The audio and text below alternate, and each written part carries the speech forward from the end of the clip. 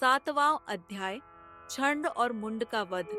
महर्षि मेधा ने कहा, दैत्यराज की आज्ञा पाकर छंड और मुंड चतुरंगिनी सेना को साथ लेकर हथियार उठाए हुए देवी से लड़ने के लिए चल दिए।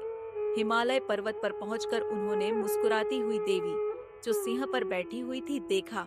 जब असुर उनको पकड़ने के लिए तलवारें लेकर उनकी ओर बढ़े, तब अंबिका को उन पर बड़ा क्रोध आया और मारे क्रोध के उनका मुख काला पड़ गया। उनकी भ्रुकुटियां चढ़ गईं और उनके ललाट में से अत्यंत भयंकर तथा अत्यंत विस्तृत मुख वाली लाल आंखों वाली काली प्रकट हुई, जो कि अपने हाथों से तलवार और पाश लिए हुए थी। वह विचित्र खड्ग धारण किए हुए थी तथा चीते के चर्म की साड़ी एवं नरमुंडों की माला पहन रखी थी।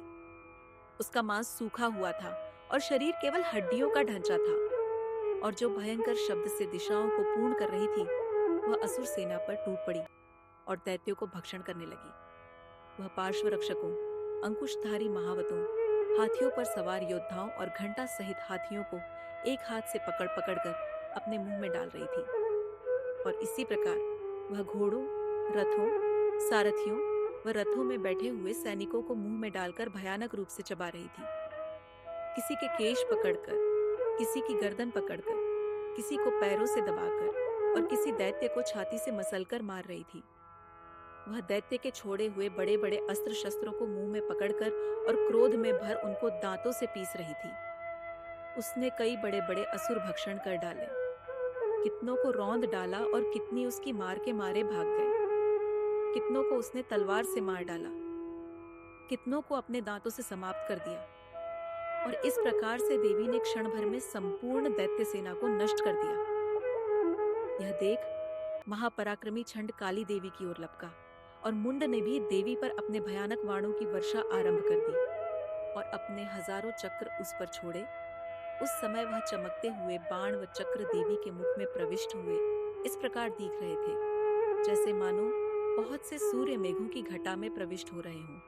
इसके पश्चात भयंकर शब्द के साथ काली ने अत्यंत जोश में भरकर विकट अट्टहास किया। भयंकर मुख देखा नहीं जाता था। उसके मुख में श्वेत दांतों की पंक्ति चमक रही थी। फिर उसने तलवार हाथ में लेकर शब्द कहकर चंड के ऊपर आक्रमण किया और उसके केश पकड़कर उसका सिर काटकर अलग कर दिया।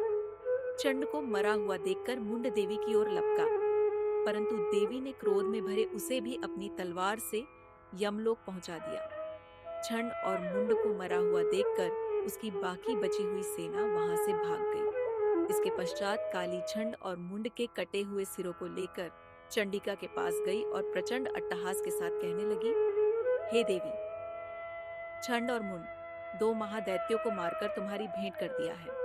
अब शुंभ और निशुंभ का तुमको स्वयं वध करना है। महर्षि मेधा ने कहा।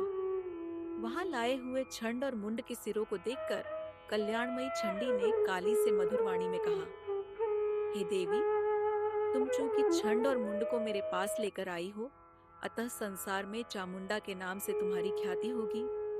अगर यह वीडियो आपके मन को शांति और भक्ति से भर दे तो लाइक करें और माता के आशीर्वाद के लिए कमेंट में जय माता दी लिखना ना भूलें। इस पवित्र यात्रा में हमारे साथ बने रहने के लिए चैनल को सब्सक्राइब करें। अगले वीडियो में हम आपके लिए ला रहे हैं दुर्गा सप्तशती पाठ का 8वां अध्याय हिंदी में।